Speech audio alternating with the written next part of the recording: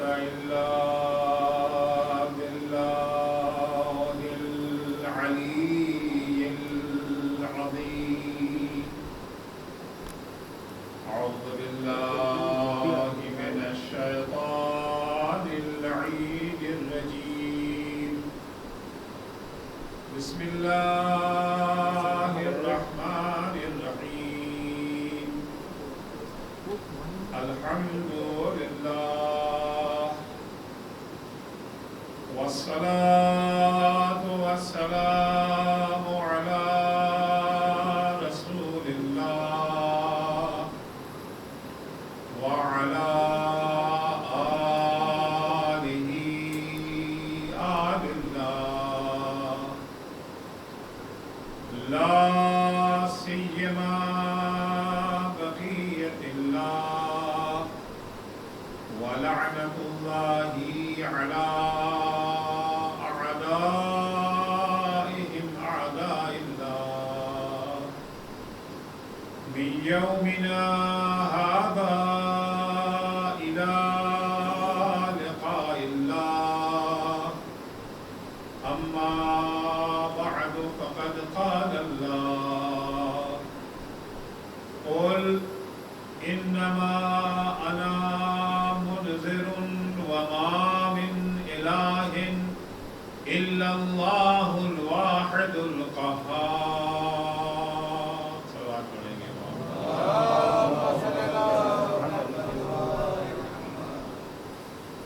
فیضان گرامی، دنیا و آخرت کی زندگی کو کامیاب و کامرا بنانے کے لیے، دنیا و آخرت میں سرخرو ہونے کے لیے اللہ جل شانہ نے کچھ نعمتوں کا بندوبست کیا ہے. کچھ نعمتیں اللہ نے ہمیں عطا کی ہیں تاکہ ہم دنیا میں بھی کامیاب رہیں اور آخرت میں بھی کامیاب رہیں، دنیا اور آخرت کے خسارے سے محفوظ ہیں. ان نعمتوں میں سب سے اہم نعمت کا نام ہے توحید. نعمت توحید جو اللہ نے ہمیں عطا کی ہے، چنانچہ خود سرکار ختم مرتبت حضرت محمد مصطفیٰ صلی اللہ علیہ وآلہ وسلم ارشاد فرماتے ہیں کہ ثمن الجنت لا الہ الا اللہ. جنت کی قیمت لا الہ الا اللہ. جنت یعنی پرسکون زندگی، وہ زندگی جس میں انسان سرخرو ہو، وہ زندگی جس میں انسان سرفراز ہو. سرفرازی کی زندگی، سرخروئی کی زندگی یعنی جنت اور بہشت، اس کی قیمت لا الہ الا اللہ ہے. لیکن عرض کیا تھا لا الہ الا اللہ صرف زبان کی حد تک محدود نہ ہو. لا الہ الا اللہ جو جنت کی قیمت ہے وہ لقلقہ لسانی نہیں ہے، بلکہ وہ لا الہ الا اللہ جو دل کی گہرائیوں میں جگہ بنا، جو دل میں اتر جائے لا الہ الا اللہ، وہ لا الہ الا اللہ. اور جب دل میں لا الہ الا اللہ جگہ بنا لیتا ہے تو پھر اب اس دل میں نہ حسد رہ جاتا ہے، نہ کینہ ہے، نہ نفرت ہے، نہ بغض ہے، کیونکہ اللہ ولی الذین آمنوا یخرجہم من الظلمات الی النور. جس دل میں خدا بس جاتا ہے، جس کا ولی اللہ بن جاتا ہے، اللہ جس کا ولی بن جاتا ہے، اسے تاریکیوں سے نکال کر کے روشنی میں داخل کر دیتا ہے. حسد تاریکی ہے، نفرت تاریکی ہے، کینہ تاریکی ہے، بخل تاریکی ہے. جتنے گناہ ہیں یہ سارے تاریکی کا مظہر ہیں. اللہ انہیں تاریکی سے نکال کے نور کی وادی میں داخل کر دیتا ہے. ایک صلوات پڑھیں گے محمد و آل محمد پر. دل میں اگر توحید نے جگہ بنا لی تو اس دل میں کسی کے لیے کینہ و نفرت نہ ہو. سرکار ختم مرتبہ حضرت محمد مصطفیٰ صلی اللہ علیہ वसल्लम का इरशाद है, हुजूर फरमाते हैं मन बात वफी क़ल्बिही ग़िश्शुन लिअख़ीहिल मुस्लिम, जो इंसान रात को इस आलम में सो जाए, उसके दिल में उसके मुसलमान भाई के लिए कोई कीना पाया जाता हो, कोई नफरत का जज्बा पाया जाता हो। मन बात वफी क़ल्बिही ग़िश्शुन लिअख़ीहिल मुस्लिम बात अला सख़तिन व अस्बह कज़ालिक हत्ता यतूब, जब वो सो जाएगा इसका ये सोना इस आलम में है कि अल्लाह उससे नाराज है। सुबह जब सो करके उठेगा, सुबह कर रहा है इस आलम में कि अल्लाह उससे नाराज है, हत्ता यतूब, यहां तक कि वो तौबा कर ले।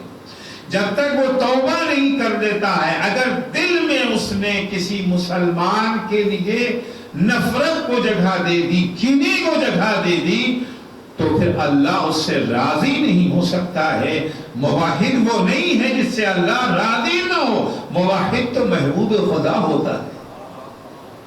अगर अल्लाह उससे नाराज है, अगर अल्लाह उससे नफरत कर रहा है, इसका माना और मफहूम ये है कि उसके दिल में तौहीद की जगह अभी तक नहीं बनी है। उसके बाद हुजूर अकरम के सिलसिले में फरमाते हैं वो मन गुताबा इमरान मुस्लिमन बतला सौमुहु व नुक़िदा वुज़ूहुहु, अगर कोई इंसान किसी मुसलमान की गीबत करता है, अर्ज़ किया कि ला इलाहा इल्लल्लाह सिर्फ जबान की हद तक नहीं है, अगर मुसलमान अपने को मुसलमान भी कहता है, ला इलाहा इल्लल्लाह भी जबान पे जारी है, और उसी के साथ साथ किसी मुसलमान की गीबत कर रहा है, मन इख्ताबा इमरान मुस्लिमान बतला सौमुहु व नुक़िदा वुज़ूहुहु, उसका रोजा बातिल हो जाता है, उसका वुज़ू टूट जाता है। अलबत्ता वुज़ू टूटने से मुराद ये नहीं है जो असबाब होते हैं, यानी वुज़ू का जो कमाल है वो नक्स में तब्दील हो जाता है। इसी तरीके से रोजे का जो मकसद है वो मकसद फौत हो जाता है। इसका मतलब ये नहीं है कि आपको रोजे की जो कज़ा रखना है, रोजे के कज़ा तो नहीं रखना है, लेकिन जो रोजे का मकसद था, जो रोजे का कमाल था, जो रोजे का सवाब था, जो रोजे का असर था, उस असर से ये रोजेदार महरूम हो जाएगा जिसने किसी मुसलमान की ग़ीबत की है।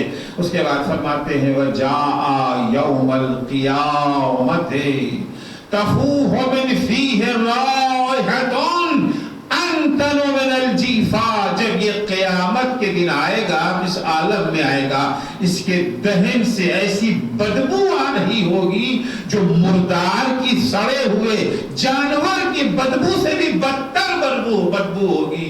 यदअज़्ज़ा अहलुल मौक़िफ़, जितने लोग भी मैदान महशर में खड़े हुए हैं इस बदबू से तकलीफ महसूस करेंगे, अज़ियत में मुब्तला हो जाएंगे। फ़इन माता क़ब्ल अन यतूब माता मुस्तहिल्लन लिमा हर्रम अल्लाह, अगर तौबा किए बगैर इस ग़ीबत करने वाले को मौत आ गई तो इसकी मौत इस आलम में होगी कि जिन चीजों को अल्लाह ने हराम करार दिया है उसे ये हलाल समझ रहा है। और अजीजों, इस्लाम से खारिज होने के लिए एक चीज यही है कि इंसान उस चीज को हलाल समझने लगे जिसे अल्लाह ने हराम करार दिया है। जिस वक्त इमाम हुसैन यजीद के मुकाबले में निकले हैं घर से, मक्के से निकल के कूफे की तरफ जा रहे थे, फुल घेर करके करबला लाया है। 2 मुहर्रम को जो इमाम हुसैन ने खत लिखा है कूफे वालों को, ये बताने के लिए कि मैंने क्यों यजीद के खिलाफ आवाज उठाई है, उसका एक सबब ये बताते हैं कि ये कौम है यजीद और उसके मानने वाले, इन्होंने करिस्तहल्लु मा हर्रम अल्लाह, जिसे अल्लाह ने हराम करार दिया है उससे ये हलाल करार दे रहे हैं। इसलिए मैं यजीद के मुकाबले में उठा हूं, अपनी जान को कुर्बान करने के लिए भी तैयार हो गया हूं। तो जिसे अल्लाह ने हराम करार दिया है उसे हलाल समझना कोई मामूली गुनाह नहीं है। इमाम फरमाते, पैगंबर फरमाते, ये गीबत करने वाला अगर गीबत करके दुनिया से तौबा किए बगैर चला गया तो कल کے دن اس کا شمار ان لوگوں میں ہوگا جو اللہ کے حرام کو حلال سمجھتے ہیں۔ وہ کون لوگ ہیں؟ وہ افراد ہیں جن کے مقابلے کے لیے امام حسین کربلا کے میدان میں آئے تھے۔ اس کے بعد پیغمبر فرماتے ہیں من کذب غیظا وهو قادر على انفاذه فحلم عنه۔ انسان کو کسی بات پہ غصہ آ گیا، کسی نے اس کو ایسی بات کہہ دی، ایسی نازیبہ حرکت اسے کر دی کہ اسے غصہ آ گیا، اور وہ اپنے غصے کو جامع عمل پہنانے کی طاقت بھی رکھتا تھا۔ کچھ تو وہ ہے جنہیں غصہ تو آ گیا مگر غصے کو جامع عمل پہنانے کی طاقت نہیں ہے، مد مقابل بہت بڑا پہلوان ہے، بہت طاقتور ہے، مہابلی ہے، اس کے مقابلے میں کہاں آ سکتے ہیں؟ وہاں چپ ہو جانا اور ہے نہیں، اتنی طاقت ہے ہمارے بازوؤں میں، ہم اسے سزا دے سکتے ہیں۔ جو اپنے غصے کو جامع عمل پہنا سکتے ہیں، اس کے باوجود اس نے اپنے غصے کو پی لیا۔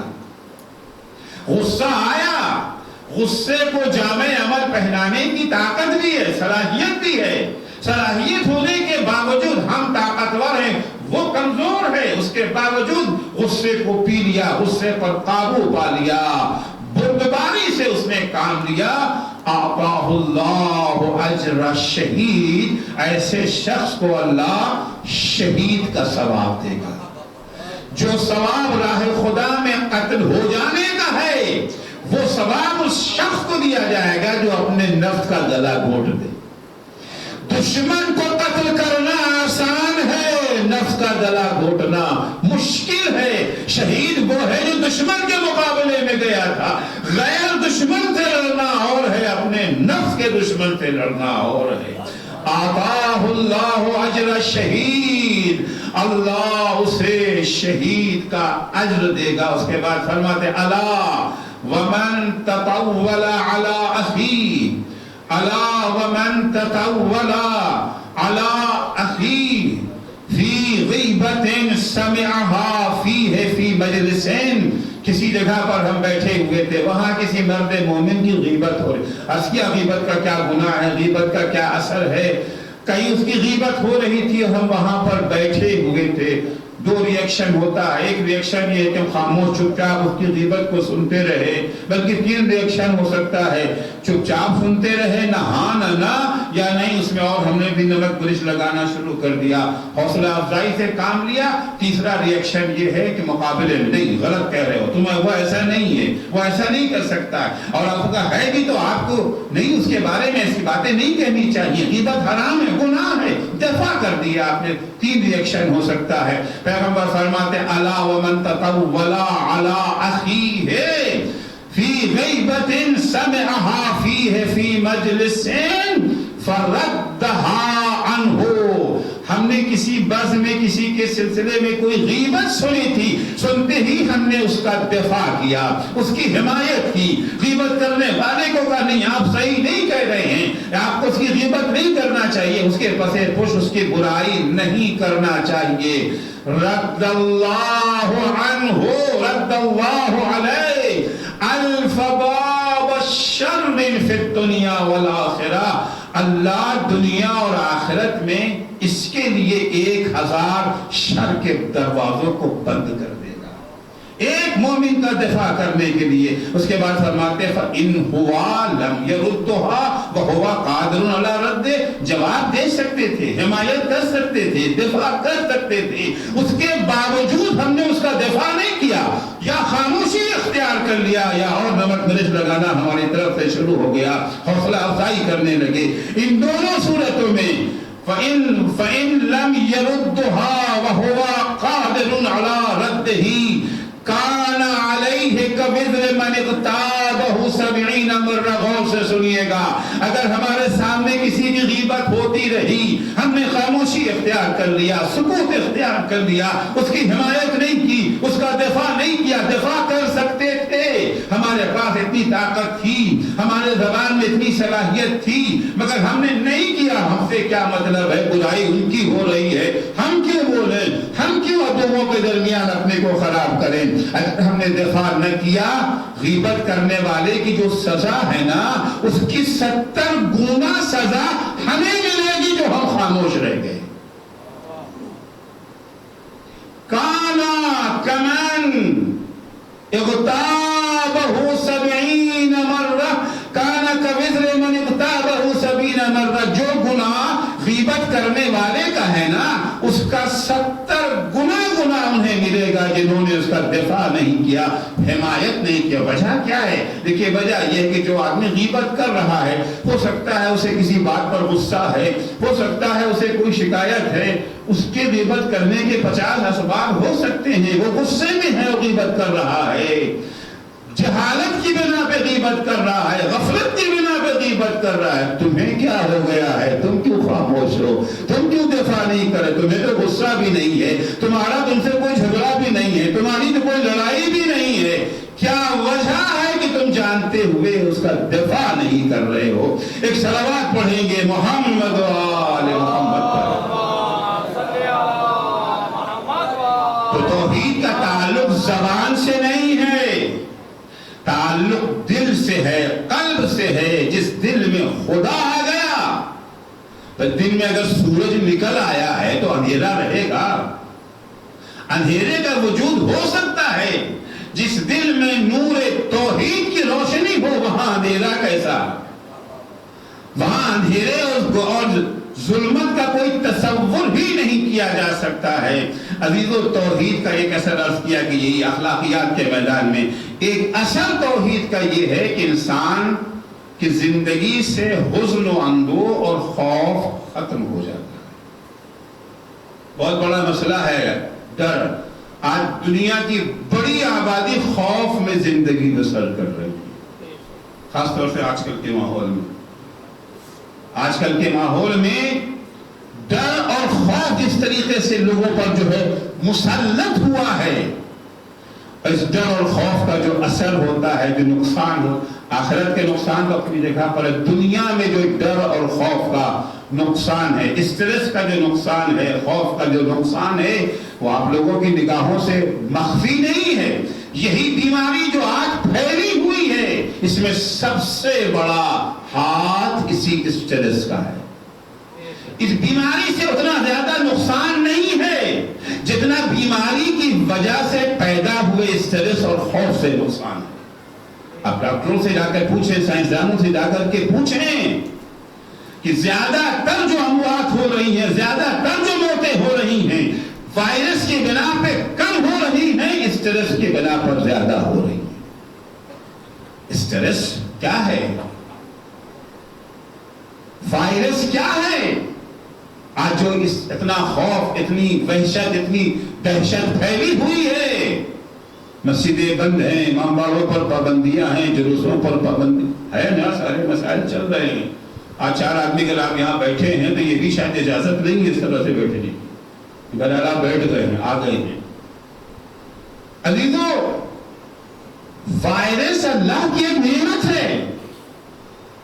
یعنی میں صرف یہ قرآن اور حدیث کی روشنی میں نہیں کر رہا ہوں, آج علم روح سائنس کے اعتبار سے لے کر آپ دیکھیں گے وائرس کیا کرتا ہے. وائرس جو بدن میں داخل ہو جاتا ہے, ناک کے ذریعے سے, منہ کے ذریعے سے, جہاں کہیں یہ جو ہے سوراخ ہے اس طریقے سے وائرس ہمارے بدن میں چلا گیا.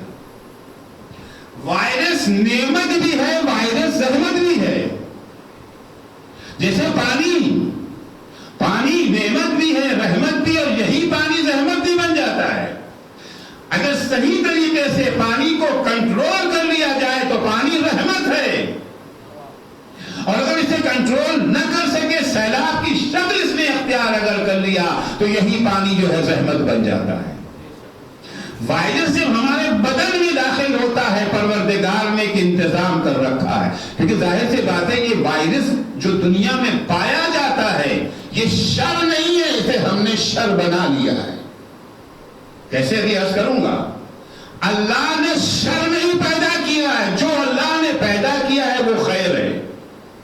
ہم خیر کو شر میں تبدیل کر دیتے ہیں. سائنسدانوں کا کہنا ہے کہ اگر یہ وائرس نہ ہوتے تو ہمارا قد جو آج ہم 5 فٹ 6 فٹ کے دکھ رہے ہیں, 70-80 سینٹی میٹر سے زیادہ ہمارا قد نہ ہوتا. یہ وائرس کی دین ہے. بدن جن میں جب وائرس داخل ہوتا ہے, خدا متعال نے اس بدن کے اندر سسٹم جو بنایا ہے، نظام جو بنایا ہے، ایک طرف سے وائرس بدن میں آتا ہے، دوسری طرف سے وائرس سے لڑنے کے لیے اللہ نے ایک سپاہی رکھا ہے. ہمارے بدن کے اندر اللہ نے ایک سپاہی رکھا ہے. اب جب وائرس بدن میں گیا ہے، دونوں میں جنگ شروع ہوتی ہے. جنگ کا نتیجہ یا وائرس کی فتح کی شکل میں ظاہر ہوگا، یا اس سپاہی کی جو ہے فتح کی شکل میں ظاہر ہوگا. یا سپاہی وائرس پہ غالب آ جائے گا، یا وائرس سپاہی پر غالب آ جائے گا. اگر وائرس سپاہی پہ غالب آ گیا تو اس سے بیماری پیدا ہوتی ہے، اور اگر سپاہی وائرس پہ غالب آ گیا جس سے بدن کا استحکام ہوتا ہے، بدن میں رشت و نمو ہوتا ہے. یہ اللہ کا نظام ہے جو بنایا. اچھا، اللہ نے جو سپاہی بنایا ہے وہ کمزور سپاہی بنایا ہے یا طاقتور؟ سپاہی کو اللہ نے اتنی قوت دی ہے جو وائرس کو ہرا سکتا ہے، یا وائرس یا سپاہی کو اللہ نے کمزور بنایا ہے کہ جہاں وائرس کا اٹیک ہوا سپاہی فوراً ہار جائے گا، شکست کھا جائے گا؟ اللہ نے سپاہی کو طاقتور بنایا ہے. اتنا مضبوط اللہ نے سپاہی کو بنایا ہے کہ وہ سپاہی وائرس کو شکست دے سکتا ہے. اللہ نے سپاہی کو مضبوط بنا دیا. مضبوط رکھنا یہ ہماری ذمہ داری ہے. مضبوط رکھنا یہ اللہ نے ہماری آنکھوں میں روشنی دے دی، روشنی کو باقی رکھنا ہماری ذمہ داری ہے. اللہ نے ہمیں توانائی عطا کی ہے، صحت مند پیدا کیا ہے، صحت کو باقی رکھنا یہ ہماری ذمہ داری ہے. اس وائرس کا نام، اس سپاہی کا نام کیا ہے جسے اللہ نے وائرس سے لڑنے کے لیے بنایا ہے؟ اس سپاہی کا نام آپ سارے اطباء سے پوچھیں، ڈاکٹروں سے پوچھیں، سائنسدانوں سے پوچھیں، کیا کہتے ہیں وائرس سے جو سپاہی لڑتا ہے اس کا نام کیا ہے؟ اسے کہتے ہیں وائٹ سیل. ہمارے خون میں دو قسم کے سیل پائے جاتے ہیں نا، ریڈ سیل اور وائٹ سیل. وائٹ سیل کا کام ہے وائرس سے لڑنا، اور اللہ نے وائٹ سیل کو اتنا طاقتور بنایا ہے کہ وہ وائرس کو شکست دے سکتا ہے. اگر ہمارا وائٹ سیل طاقتور ہے تو ہمیں ڈرنے کی ضرورت ہی نہیں ہے، ہمیں گھبرانے کی ضرورت ہی نہیں ہے، ہمیں خوفزدہ ہونے کی ضرورت ہی نہیں. ہزاروں وائرس آتے جائے، کورونا کا باپ بھی اگر آ جائے ہم پہ اثر نہیں ہو سکتا ہے. شرط یہ ہے کہ اسے سپاہی ہم نے کمزور نہ بنا دیا ہو. وائٹ سیل کو ہم اپنی جزاؤں کی بنا کے اوپر، اپنی عادتوں کی بنا پر، سونے جاگنے کے جو سسٹم و نظام ہم نے بنا رکھا ہے، جو طرز زندگی، جو لائف سٹائل ہمارا ہے، اس نے کافی حد تک اسے کمزور بنا دیا ہے. اور ایک سب سے بڑا دشمن ہے وائٹ سیل کا. سب سے بڑا دشمن وائٹ سیل کا کیا ہے؟ آپ ڈاکٹروں سے پوچھیں، سائنسدانوں سے پوچھیں، سب سے بڑا دشمن وائٹ سیل کا ہے اسٹریس. خوف، ڈر کی فضا. خوف، ڈر، اسٹریس وہ چیز ہے، وہ دشمن ہے جس سے وائٹ سیل کمزور ہو جاتا ہے. جب وائٹ سیل کمزور ہو جائے گا تو وائرس غالب آ جائے گا، وائرس کامیاب ہو جائے گا، وائٹ سیل کو شکست دے دے گا، نتیجے میں بیماریاں بڑھیں گی. اس بیماریوں کا نام آپ جو بھی رکھیں، کووڈ-19 رکھ دیں، کچھ بھی رکھ لیں، بہرحال وہ آپ کی اپنی مرضی ہے، آپ نام کیا رکھتا ہے، میں نام سے بحث نہیں ہے. بیماری یعنی وائٹ سیل ہار گیا، بیماری یعنی وائرس جیت گیا. کیوں جیتا؟ اس لیے کہ وائٹ سیل کمزور ہوا. کیوں کمزور ہوا؟ کمزوری کا ایک اہم سبب ہے اسٹریس. اسٹریس کیسے جائے گا؟ الا بذکر اللہ تطمئن القلوب. اسٹریس کو بھگانا چاہتے ہیں، اسٹریس کو دور رکھنا چاہتے ہیں، ڈر اور خوف سے نجات پانا چاہتے ہیں، اس کا ایک راستہ ہے. اس راستے کا نام ہے ذکر خدا. اس راستے کا نام ہے توحید. توحید کا یہ اثر ہے کہ جہاں توحید نے دل میں جگہ بنا لی وہاں خوف نہیں ہوگا، وہاں اسٹریس نہیں ہوگا، وہاں حزن و اندوہ نہ ہوگا. قرآن مجید کی واضح آیت ہے قُلْ نَهْبِطُوا مِنْهَا جَمِيعًا فَإِمَّا يَأْتِيَنَّكُم مِّنِّي هُدًى فَمَن تَبِعَ هُدَايَ فَلَا خَوْفٌ عَلَيْهِمْ وَلَا هُمْ يَحْزَنُونَ. آدم و حوا سے کہا تم سب لوگ زمین پہ جاؤ، جاؤ زمین پہ جاؤ، جنت سے باہر نکلو. اور دیکھو جب ہماری طرف سے ہدایت کا پیغام آئے گا نا، جو ہمارے پیغام کو اپنا لیں گے. پیغام کون سا پیغام؟ پہلا پیغام تو لا الہ الا اللہ کا تھا نا، قولوا لا الہ الا اللہ تفلحوا. پہلا پیغام تو یہی تھا. جب پیغام توحید آئے گا، جنہوں نے ہمارے پیغام توحید کو قبول کر لیا، زبان سے نہیں دل سے قبول کر لیا، فلا خوف علیہم انہیں نہ خوف ہوگا، نہ ڈر ہوگا، نہ غم و اندوہ انہیں ہوا کرے گا۔ صلوات پڑھیں گے محمد و آل محمد۔ توحید کا ایک بڑا اثر ہے، اسٹریس دور ہو جائے گا، خوف دور ہو جائے گا۔ لیکن آج افسوس یہ ہے کہ مظاہر توحید کو طرح طرح سے کچلنے کی کوشش کی جاتی ہے، اس کے بعد چاہتے ہیں کہ وائرس ختم ہو جائے، کورونا کو شکست دے دیا جائے، کووڈ-19 ہمارے درمیان سے ختم ہو جائے، بڑھاوا دینے کا سارا انتظام کر رہے ہیں، اور خواہش یہ ہے کہ مرض سے نجات مل جائے۔ کیسے ممکن ہو سکتا ہے؟ کیسے اس کو تصور کیا جا سکتا ہے؟ جہاں ذکر خدا ہوتا وہاں تو آپ نے پابندی لگا دی، مسجدوں میں تالے لگ گئے ہیں، نماز جماعت بند ہو گئی ہے، نماز جمعہ بند ہو گئی۔ کیا وہ صاحب 2 میٹر کا فاصلہ کیونکہ آپ کیا نہیں، 2 میٹر کا فاصلہ ہونا چاہیے۔ اب ظاہر سی بات ہے 2 میٹر کے فاصلے سے ہمارے یہاں جماعت نہیں ہو سکتی ہے، مجبوراً کیا ہوا؟ مسجدوں میں تالے لگ گئے۔ جو ذکر خدا کو جس سے استحکام مل سکتا تھا، توحید کو جن جگہوں سے جلا مل سکتی تھی، انہیں تو آپ نے بند کر دیا۔ سمجھ میں نہیں آیا کہ کون سے قانون بنانے والے ہیں، کون سے ماہرین ہیں، کون سے ڈاکٹرز ہیں، کون سے سائنسداں ہیں۔ مسجدوں میں 2 میٹر کا فاصلہ، مگر ٹیکسی میں 4 آدمی بیٹھ سکتے ہیں۔ کتنا فاصلہ وہاں ہوتا ہے؟ آپ نے 4 آدمی بٹھا دیے۔ ارے 2 میٹر کی ٹیکسی بھی نہیں ہوتی بھائی، اس میں آپ نے 4 بٹھا دیا، اور فلائٹ میں تو وہ فاصلہ بھی ختم کر دیا۔ معلوم ہے 3 سیٹوں کے اوپر بیٹھے ہوئے، میں نے سفر کیا ہے ہوائی جہاز کا، کچھ نہیں ہے، کوئی ڈسٹینس نہیں۔ آپ ایئرپورٹ پہ چلے جائیں، جو لکیریں انہوں نے کھینچی ہیں فاصلے کے لیے، سوشل ڈسٹینس کے لیے کہ آپ یہاں پہ اس سے کم میں نہ کھڑے ہوں، ان لکیروں کو جا کے میں نے ناپا 3 فٹ بھی نہیں ہے۔ 2 میٹر تو 6 فٹ سے بھی زیادہ ہو گیا نا، وہ 3 فٹ بھی نہیں ہے وہ لکیریں جو لکیر، البتہ وہ لکیروں کی کوئی رعایت بھی نہیں کرتا۔ خیر وہ نہیں کرتے، خلاف قانون ہے، لیکن آپ سمجھ میں نہیں آیا بھائی یہ وائرس کا ایئرپورٹ پہ جا کے بدل جاتا ہے۔ مسجد کا وائرس الگ ہے، ایئرپورٹ کا وائرس الگ ہے، ٹیکسی کا وائرس الگ ہے۔ آپ وائرس کو ختم کرنا چاہ رہے ہیں، وائرس کو بڑھانا چاہ رہے ہیں۔ آپ کووڈ-19 کیسے لڑنا چاہ رہے ہیں، کووڈ-19 کو اور بڑھانا چاہ رہے ہیں۔ کیا چاہ رہے ہیں آپ؟ اگر ختم کرنا ہے راستہ سیکھو، الا بذکر اللہ تطمئن القلوب، ان جگہوں کو تقویت دو جہاں پر یاد خدا کا تصور بیدار ہو سکتا ہے، جہاں توحید کو جلا ملتی ہے۔ صلوات پڑھیں گے محمد و آل محمد پر۔ کس طرح سے توحید سے اسٹریس دور ہوتا ہے، خوف ختم ہو جاتا ہے، ڈر نکل جاتا ہے۔ عزیزو جب ہم نے دل میں ہمارے اللہ کے سوا کچھ ہے ہی نہیں، ہمارے پورے وجود میں پورا وجود ہم نے اپنا اللہ کے حوالے کر دیا، تو ظاہر سی بات ہے جب کسی طاقتور سے کوئی جڑ جاتا ہے تو کمزور کو بھی تو طاقت مل جاتی ہے نا۔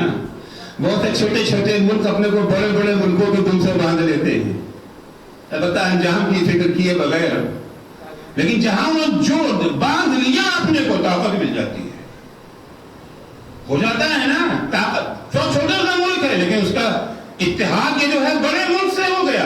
ارے بچے گھر سے باہر نکلتے ہوئے ڈرتے ہیں، لیکن یہی بچے جب باپ کے ساتھ نکلتے ہیں، جب بچے کا ہاتھ باپ کے ہاتھ میں ہوتا ہے تو یہی بزدل بچہ شیر بن جاتا ہے۔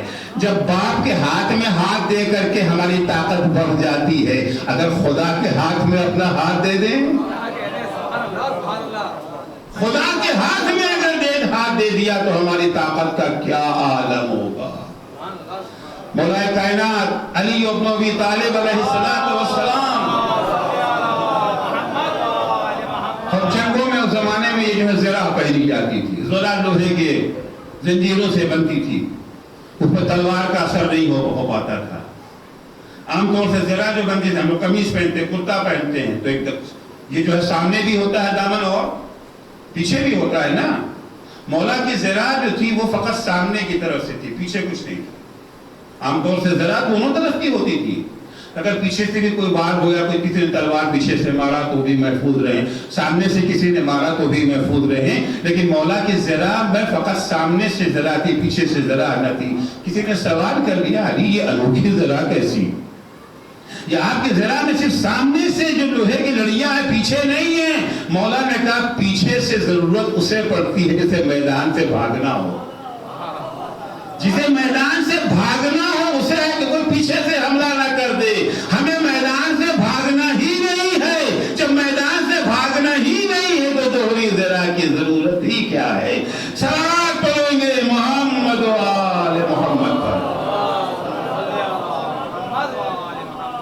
مجاہد کیوں نہیں ڈرتا؟ اللہ کی راہ میں جہاد کرنے والا، اللہ کی راہ میں جہاد کرنے والے کو خوف کیوں نہیں ہوتا؟ ڈرتا کیوں نہیں ہے؟ بڑے سے بڑا پہلوان مقابلے میں آ جائے۔ تو مولا کائنات جو توحید کے لیے آئیڈیل ہے، نمونہ ہے جو توحید کے لیے، ان کی توحید کو سمجھنا ہے تو دعائے کمیل کو ترجمے کے ساتھ پڑھ کر کے دیکھ لیں کہ توحید ہوتی کیا ہے۔ ہمارے پڑوس میں تبلیغی جماعت کے رہتے ہیں، امیر ہیں، مولانا ہیں، بہت بڑے، اکثر آتے ہی آتے تھے، اور ظاہر سی بات ان کا تو موضوع ہی ہے توحید و شرک، ان کی نگاہوں میں وہ موحد اور ہم لوگ مشرک۔ کیسے وہ آتے تھے، بیٹھتے تھے، بڑا مشموم، میں فوراً دعائے کمیل کے یا دعائے افتتاح کے یا دعائے عرفہ کے یا دعائے ابو حمزہ سمانے کے جملے پڑھنا شروع کر دیتا تھا، وہ سارا تیار ہونے لگتے تھے۔ یہ ہے توحید، دم رہ جاتے تھے کہ توحید کا مفہوم جو مولا کائنات نے بیان کیا۔ مولا کائنات کسی میدان میں کبھی نہیں، بڑے سے بڑا پہلوان آ گیا۔ سب کچھ سنا ہے آپ کا، خندق کے میدان میں جو عمرو بن عبد آیا ہے اور للکارا ہے، کون ہے مقابلے میں آئے، اور پیغمبر بھی کہتے ہیں من لہذا الکلب، کتے کے مقابلے میں کون جائے گا؟ اصحاب پیغمبری اس کا قصیدہ پڑھنے لگے، رسول اللہ اس کے مقابلے میں کون جائے گا؟ یہ تو 1000 کے لشکر سے لڑ جاتا ہے، یہ فلن ہے، وہ میں تفصیل میں نہیں جانا چاہتا، اتنا شجاع اس کا، اتنا بہادر۔ مولا کائنات کھڑے ہو گیا، نہیں یا رسول اللہ میں جاؤں گا۔ ارے علی ڈر نہیں لگ رہا ہے، علی خوف نہیں لگ رہا ہے۔ خوف کس بات کا؟ کس بات کا خوف؟ زخم لگ جائے گا اس بات کا خوف؟ قتل کر دیے جائیں گے اس بات کا خوف؟ ڈرے زخم لگنے سے وہ جو جسم کو اپنا سمجھتا ہو، قتل ہو جانے کا خوف اسے ہو جو اپنے وجود کو اپنا سمجھتا ہو، جس نے اپنا وجود خدا کے حوالے کر دیا ہے، جس کو دل کی گہرائیوں سے جو کہتا ہے انا للہ و انا الیہ راجعون۔ ایک دفعہ ہم زبان سے کہہ دیتے، معنی سمجھتے بھی نہیں کہہ کے آ رہے ہیں، ایک دفعہ دل کی گہرائیوں سے انا للہ، ہم جو کچھ ہیں ہمارا سارا وجود اللہ کا وجود ہے۔ ٹینشن کا ہے گا، ہم کارخانے کے مالک ہیں تو ہمیں ٹینشن ہوگا، ہمیں سٹریس ہوگا، نہیں پتا مال بکے گا نہیں بکے گا، الیکٹرک آئے گی نہیں آئے گی، لیبر ملے گا نہیں ملے گا، ہزار احتمالات ہیں۔ خاص طور پہ آج کے ماحول میں بزنس مین لوگوں سے پوچھئے کیا گزر رہی ہے ان کے اوپر، تو یہ سارا سٹریس کس کے لیے ہے؟ کارخانے کے مالک کے لیے۔ مزدور کو کس کا سٹریس ہوتا ہے؟ مزدور کو کہے گا سٹریس؟ مزدور تو محنت سے کام کر رہا ہے، 8 گھنٹہ کام کیا، شام کو اس کی جو ہے دہاڑی مل جائے گی، اپنے گھر چلا گیا۔ اب آپ کا مال بکے نہ بکے، بجلی آئے نہ آئے، وہ آپ کا درد سر ہے۔ سٹریس اگر ہوگا تو مالک کو ہوگا، مزدور کو نہیں۔ ہم دنیا میں اپنے کو مالک نہیں سمجھتے ہیں، مزدور سمجھتے، مالک اس اللہ کو سمجھتے ہیں۔ ہمیں کاہے کا سٹریس، ہمیں کاہے کا خوف، ہمیں کاہے کا ڈر؟ یہ توحید کا ایک اثر ہوتا ہے۔ جہاں توحید آ گئی، مجاہد یا میدان میں آتا تو ڈر نہیں ہوتا۔ کیوں ڈر نہیں ہوتا ہے؟ اس لیے کہ مجاہد کی نگاہ میں دو ہی نتیجہ ہے نا، یا ہم شہید، یا ہم مارے جائیں گے یا ہم ماریں گے، دو میں سے ایک ہی کام تو ہوگا۔ عمرو بن عبد کے ہاتھوں یا مارے جائیں گے یا عمرو بن عبد کا سر قلم کر لیں گے۔ مارے گئے تب بھی کامیاب، مار دیا ہم نے تب بھی کامیاب۔ اگر اس نے ہمیں مار دیا تو ہم شہید کہلائیں گے۔ اور شہادت، جس کو شہادت کا یقین ہو جائے اس کا ڈر تو خود ختم ہو جاتا ہے۔ زندگی تو ایک دن بہرحال ہاتھ سے جانی ہی ہے نا۔ اگر زندگی کو موت سے بچانا ہے، اس کا بہترین راستہ شہادت ہے۔ کس کی زندگی موت سے بچ سکتی ہے؟ کوئی؟ کل نفس ذائقۃ الموت۔ لیکن اگر زندگی کو مرنے سے بچانا ہے تو راستہ ہے شہادت، کیونکہ جو راہ خدا میں قتل کر دیے جاتے ہیں، اللہ کا حکم ہے لا تحسبن الذین قتلوا فی سبیل اللہ امواتا بل هم احیاء عند ربهم یرزقون۔ جو راہ خدا میں قتل کر دیے جاتے انہیں مردہ گمان بھی نہ کرنا، وہ زندہ ہیں۔ اگر عارضی زندگی کو ابدی زندگی میں اگر تبدیل کرنا ہے تو شہادت کا درجہ حاصل کرو۔ تو شہادت والے کو کس بات کا ڈر ہے؟ رسول اکرم صلی اللہ علیہ وآلہ وسلم کا ارشاد ہے، فرماتے ہیں ان فوق کل بر حتی یقتل الرجل فی سبیل اللہ. دنیا میں نیکیوں کی بہت لمبی فہرست ہے. آپ جتنی بھی نیکیاں کرتے جائیں ہر نیکی سے بڑھ کر کے ایک نیکی ہے. کوئی ایسی نیکی نہیں ہے کہ آپ اس کے بعد کہیں بس اس کے بعد اب کچھ نہیں ہے. نہیں, ہر نیکی سے بڑھ کر کے ایک نیکی ہے. فقط ایک نیکی ایسی ہے جس کے بعد پھر کوئی نیکی رہ نہیں جاتی. وہ کون سی نیکی ہے؟ حتی یقتل الرجل فی سبیل اللہ, یہاں تک انسان راہ خدا میں قتل کر دیا جائے. جب انسان راہ خدا میں قتل کر دیا جاتا اس سے بڑی کوئی نیکی نہیں ہے. سب سے بڑی نیکی کا نام ہے شہادت. تو میدان جہاد میں آنے والے مجاہد کو خوف رہے گا. دو ہی تو ہے نا, یا دشمن کو مار دیں گے یا دشمن کے ہاتھوں ہم مارے جائیں گے. اگر مار لیا پھر بھی کامیابی ہے, اگر دشمن کے ہاتھوں مارے گئے پھر بھی کامیابی ہے.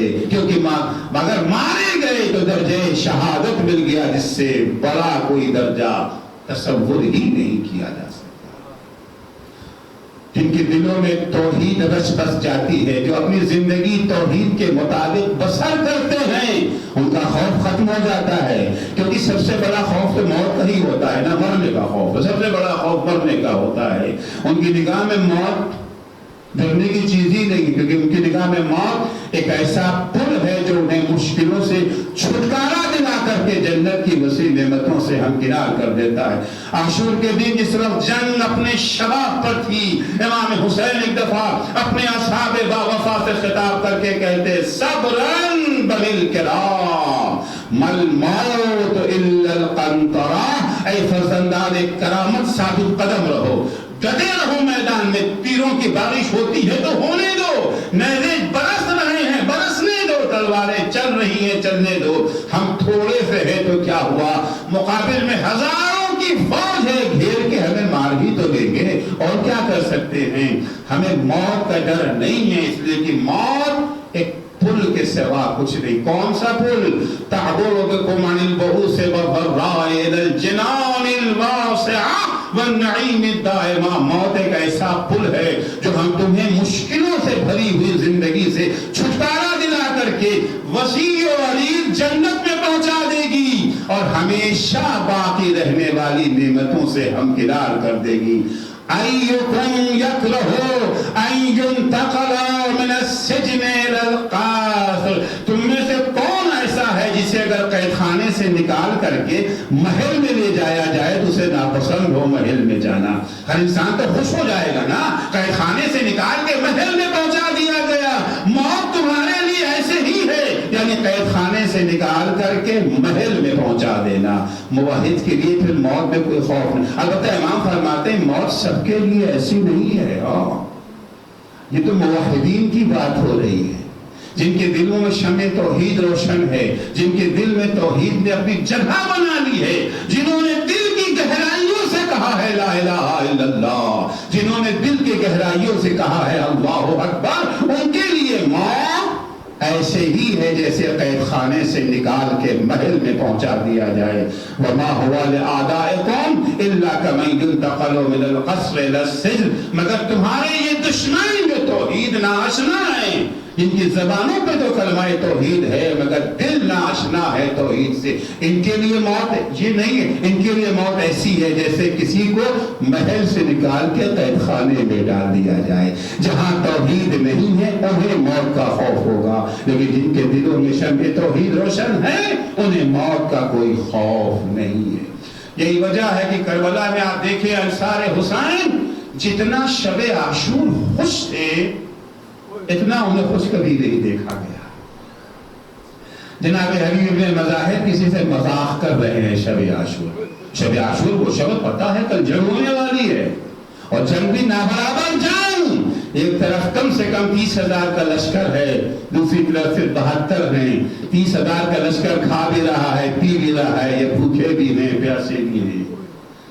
بظاہر حالات یہی ہیں کہ ان میں سے کوئی بچے گا نہیں. اور امام حسین بتا بھی چکے ہیں کل شہادت کا دن ہے, کل موت کا دن ہے. مگر موت کو ان کو موت سے خوف نہیں ہے کیونکہ ان کے دل میں توحید کی شمع روشن ہے. جناب حبیب نے مظاہر مذاق کر رہے, کسی نے کہا حبیب آج کی شب تم مذاق کر رہے ہو؟ حبیب کہتے خدا کی قسم میں کبھی بھی اس سے زیادہ خوش نہ تھا، میں کوئی مذاق کرنے والا آدمی بھی نہیں ہوں، میں آج اپنا مذاق کر رہا ہوں، زندگی میں کبھی میں نے نہ کیا۔ مذاق تو وہی کرتا ہے اس کا دل مطمئن ہو، جس کے دل میں ہیجان ہو اس کو مذاقی کہاں سوچتی ہے۔ مذاق وہ کرتے کوئی ٹینشن ہی نہیں، نہ کوئی خوف ہے نہ کوئی اسٹریس ہے۔ وجہ کیا ہے؟ وجہ یہ ہے کہ دل میں شمع توحید روشن ہے، موت کا خوف نہیں ہے، بلکہ موت کو وہ پل سمجھ رہے ہیں جو قید خانے سے رہائی دلا کر کے محل میں انہیں پہنچا دے گا۔ اتنی تکلیفیں، اتنی اذیتیں، اتنی مصیبتیں برداشت کرنے کے بعد بھی اپنے موقف پہ ڈٹے رہنا، اپنے موقف پر ثابت قدم رہنا، یہ معجزے سے کم نہیں ہے۔ اسقیاء کی جو کربلا میں شہید ہو گئے ان کی مصیبتیں کم ہیں، لیکن جو کربلا کے بعد اسیر کر لیے گئے ان کی مصیبتیں کہیں زیادہ ہیں۔ بہت ساری مصیبتیں وہ ہیں جو شہدائے کربلا کو جھیلنی نہیں پڑی۔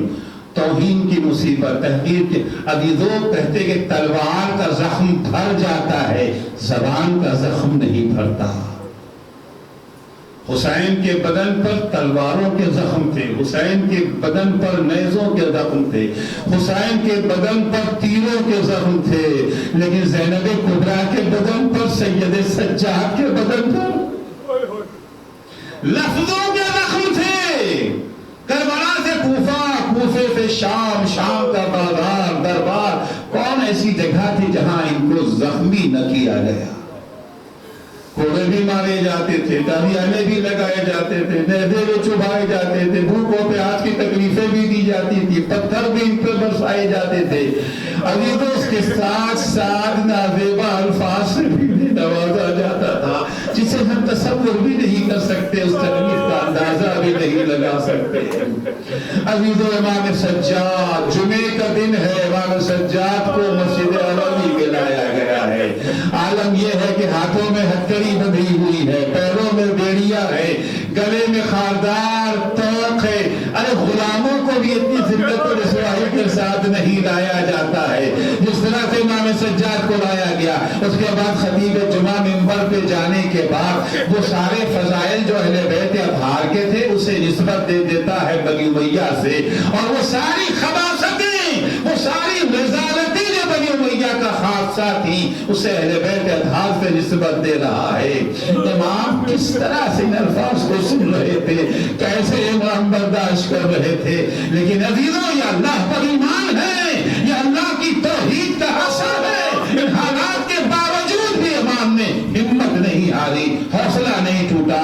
جیسے ہی خطیب منبر سے اترا امام کھڑے ہو گئے، اے یزید اذن لی، پہلے تو خطیب کو خطاب کیا، ایھا الخاطب اشتریتا سخط الخالق برضا المخلوق، اے خطیب تمہیں بندے کو خوش کرنے کے لیے اللہ کو ناراض کر دیا۔ فَلْتَبَوَّ مَقْعَدَكَ مِنَ النَّارِ، اب تو اپنا ٹھکانہ جہنم میں ڈھونڈ لو۔ امام زین العابدین نے قیامت تک آنے والے خطیبوں کے لیے ایک معیار قائم کر دیا، اگر تم نے منبر پہ آنے کے بعد اللہ کو خوش کرنے کے بجائے بندوں کو خوش کرنے کی کوشش کی تو یاد رکھنا تمہارا ٹھکانہ جہنم کے سوا کہیں نہیں ہو سکتا ہے۔ فَلْتَبَوَّ مَقْعَدَكَ مِنَ النَّارِ، اس کے بعد امام یزید کو خطاب کرتے، یا یزید اِذَن لِی حَتَّى أَصْعَدَ هَذِهِ الْأَعْوَادِ فَأَتَكَلَّمَ بِكَلِمَاتٍ تَكُونُ لِهَؤُلَاءِ الْجُلَسَاءِ أَجْرٌ وَثَوَابٌ وَلِلَّهِ رِضْوَانٌ۔ اے یزید مجھے بھی اجازت دے کہ میں بھی لکڑیوں کے ڈھیر پہ جاؤں۔ اگرچہ اس کی شکل منبر کی شکل تھی، لیکن شکل سے منبر نہیں بنتا ہے۔ منبر سے اگر حق بیان کیا جائے تو منبر ہے، ورنہ لکڑیوں کا ڈھیر ہے۔ امام فرماتے ہیں کیا مجھے بھی اجازت ہے ان لکڑیوں کے ڈھیر پہ جانے کی جہاں سے حق بیان نہیں ہو رہا ہے، تاکہ میں اس منبر سے وہ باتیں بیان کروں جسے سن کے خدا خوش ہو اور سننے والوں کو اجر و ثواب ملے۔ امام نے مجلسوں کا ایک معیار مقرر کر دیا، منبروں کے لیے ایک معیار مقرر کر دیا۔ منبر انہی باتوں کو بیان کرنے کی جگہ ہے جس سے اللہ راضی ہو، سننے والوں کو اجر و ثواب ملے۔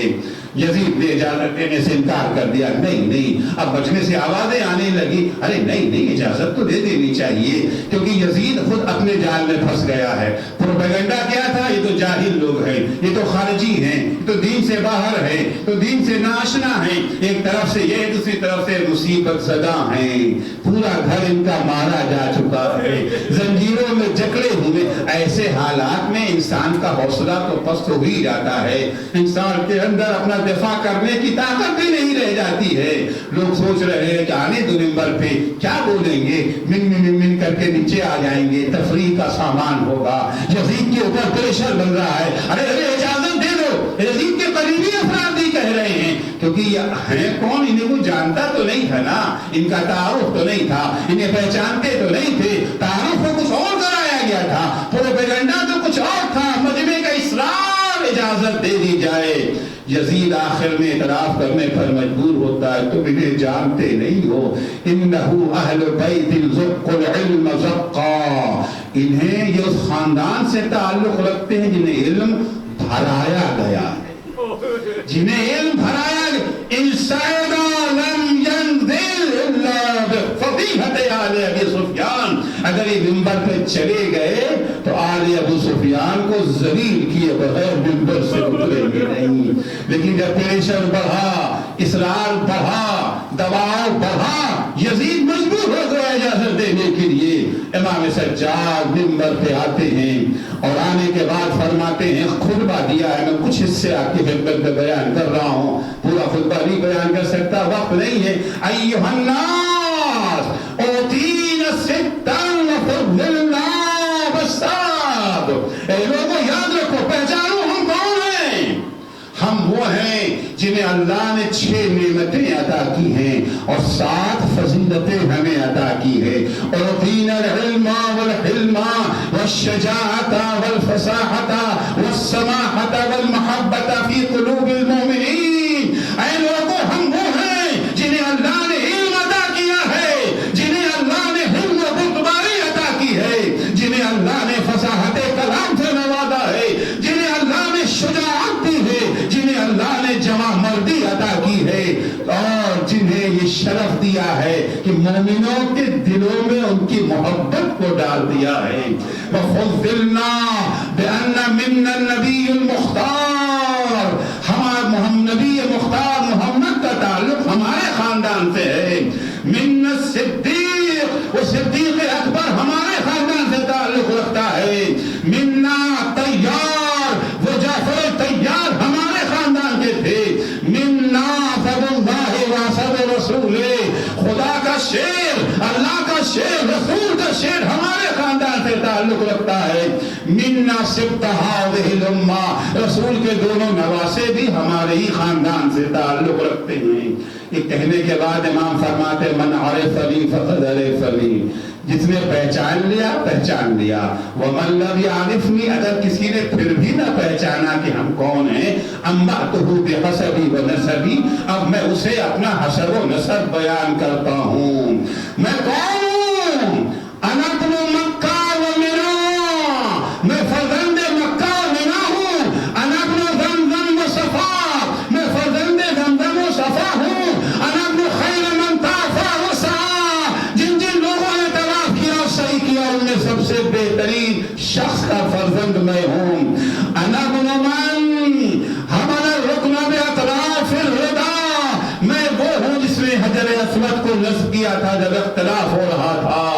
انا ابن من اسري به الى المسجد الاقصى، میں وہ ہوں جسے مسجد اقصی کی سیر کرائی گئی۔ انا ابن من اسري به الى سدرة المنتهى، انا ابن من صلى بملائكة السماء، انا ابن من بلغ جبريل الى سدرة المنتهى، انا ابن من قاب قوسين وادنى، انا ابن من اوحى اليه الجليل، انا ابن محمد المصطفى، میں محمد مصطفیٰ کا فرزند ہوں۔ انا ابن علی المرتضی، میں علی مرتضی کا فرزند ہوں۔ انا ابن خدیجہ الکبریٰ، میں خدیجہ کبریٰ کا لخت جگر ہوں۔ انا ابن فاطمہ الزہراء، میں فاطمہ زہرا کا دلبند ہوں۔ انا ابن قتیل حسین کا بیٹا ہے جسے کربلا کی زمین پر قتل کیا گیا. انا ابن المذبوح من القفا، میں حسین کا بیٹا جسے پسے گردن سے ذبح کیا گیا. انا ابن طریح کربلا، میں اس کا بیٹا ہوں جس کا جنازہ بے گویا کفن پڑا. انا ابن مقتول العصا، میں اس کا بیٹا ہوں جس کے بدن کے ٹکڑے ٹکڑے کر دیے گئے. اے عزیزو، یہ بیان سن کر کے نمازیوں میں کوہرام مچ گیا. جو اب تک پہچانتے نہ تھے یہ کون ہے، سر پیٹنے لگے. یزید نے فوراً مؤذن کو حکم دیا، مؤذن جلدی سے اذان دے دے، کیونکہ یہ وہ خاندان ہے جب اللہ کا نام آ جاتا ہے تو یہ چپ ہو جاتے ہیں. انہیں چپ کرنے کا ایک ہی راستہ ہے. مؤذن آذان پر آیا، اللہ اکبر. امام نے کہا کہ لا شیء اکبر من اللہ، میں بھی گواہی دیتا ہوں اللہ سے بڑا کوئی نہیں ہے. اس نے کہا اشہد ان لا الہ الا اللہ. امام نے بھی کہا میں بھی گواہی دیتا ہوں. تیرا روا روا گواہی دیتا ہے کہ اللہ ایک ہے. جب مؤذن نے کہا اشہد ان محمد رسول اللہ، امام نے کہا اے مؤذن، تو صرف محمد کی قسم ہے تھوڑی دیر کے لیے چپ رہ جا. اس کے بعد یزید سے خطاب کیا، یزید یہ بتا یہ محمد تیرے نانا ہے یا میرے؟ اگر کہتا ہے تیرے نانا تو جھوٹا ہے. ارے نانا کا کلمہ پڑھتا ہے، نواسے کو ذبح کرتا ہے. یہ سننا کا مجمع کھڑا ہو گیا. ہم یزید کے پیچھے نماز نہ پڑھیں گے. جس اہل بیت کو لایا تھا ذلیل کرنے کے لیے، اہل بیت نے یزید کو اس کے گھر میں ذلیل کر دیا. رسوا ہو گیا یزید. مجمع میں ایک انقلاب آ گیا. یزید نے کہنا شروع کیا خدا لعنت کرے ابن زیاد پر، اس نے حسین کو ذبح کر دیا. میں نے تو نہیں چاہا تھا. اب مجمع کی آنکھیں کھل چکی تھی. لوگوں نے سوال کر لیا اگر حسین کو ابن زیاد نے مارا ہے، اگر تیرا قصور نہیں ہے تو اہل بیت کو اسیر کس نے کیا ہے؟ انہیں دربدر کون پھرا رہا ہے؟ انہیں قید خانے میں کون رکھے ہوئے ہے؟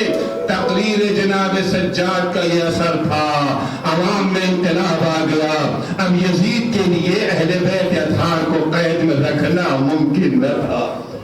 اے عزیزو، دوسرے ہی دن پیغام آتا ہے زندان شام میں کہ امام سجاد کو یزید نے دربار میں طلب کیا ہے.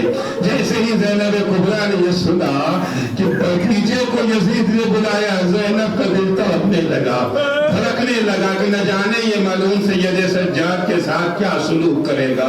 سید سجاد دربار میں جانے کے لیے تیار ہو گئے. زینب کبریٰ در زندہ پہ آ کے کھڑی ہو گئی، بے چینی کے ساتھ اضطراب کے ساتھ در زندہ پہ کھڑی ہے. جناب سید سجاد دربار میں آئے. جیسے یزید کی نظر سید سجاد پہ پڑی، احترام کے لیے کھڑا ہو گیا. اب دربار کا انداز بدلا ہوا ہے. لوہار کو بلایا گیا، زنجیریں کاٹی گئی، بیڑیاں کاٹی گئی، توق اتارا گیا. اے سید سجاد، ہم نے تمہیں آزاد کر دیا ہے.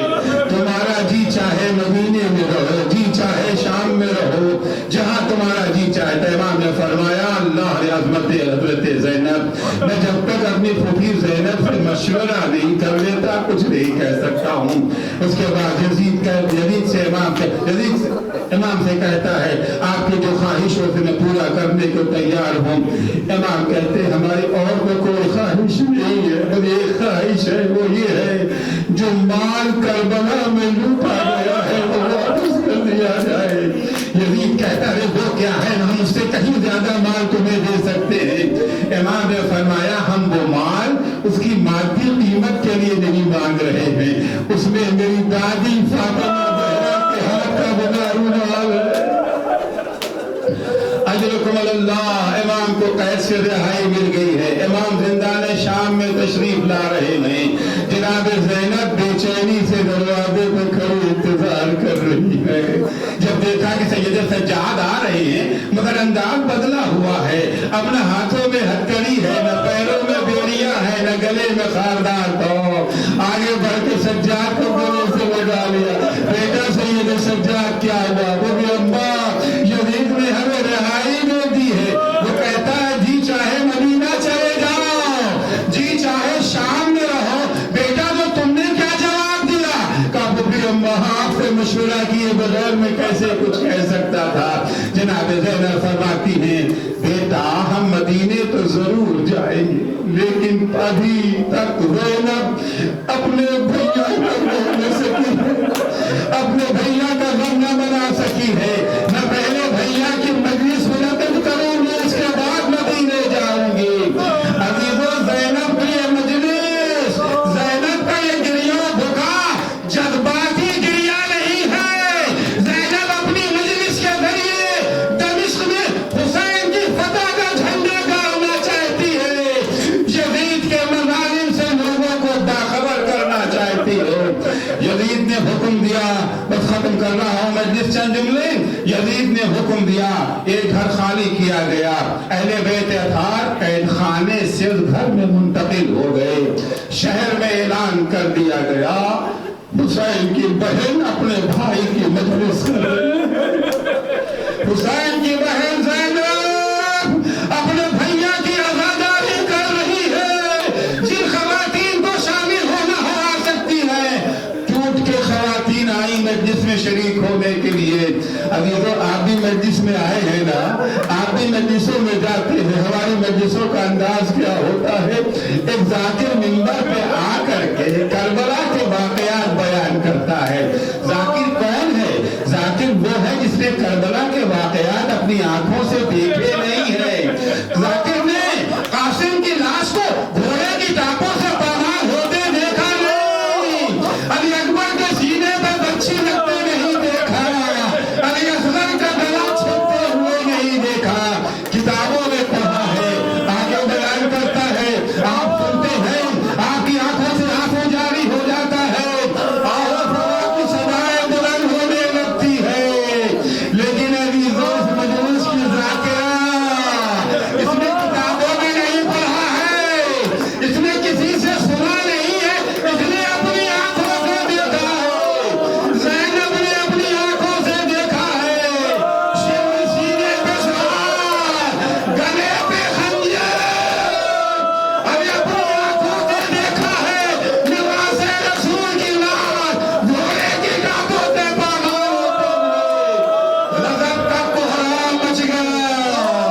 اے عزیزو, جناب زینب امام سجاد سے کہتی بیٹا سید سجاد یزید سے کہو کہ شہداء کے سر بھی اگر ہمارے درمیان بھیج دیا جائے.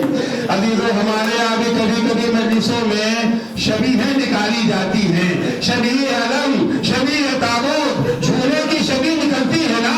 جب شبیہیں آتی ہیں مسائل کی رقت میں اضافہ ہو جاتا ہے. عزیزو شبیہیں نہیں آ رہی ہے, کبھی علی اکبر کا سر, کبھی محمد, کبھی قاسم علی اصغر. جب کسی کا سر آتا تھا اس کی ماں آگے بڑھ کے سر کو لے لیتی تھی. قاسم کا سر آیا, ام فروا نے سینے سے لگایا, اصغر کا ڈنڈا سے سر رباب نے کلیجے سے لگا لیا. حسین کا سر آیا, زینب نے آگے بڑھ کے سینے سے لگا لیا. دو سر رہ گئے تھے جن کا کوئی لینے والا نہیں. شام کی عورتوں نے پوچھا ارے کیا ان بچوں کی ماں دنیا سے گزر گئی ہے؟ بیویوں نے کہا ارے ایسا مت کہو, ان کی ماں زینب موجود ہے, لیکن زینب اپنے ماں جائے حسین کو ماتم کر رہی ہے. الا لعنت اللہ علی قوم ظالمین وسیعلم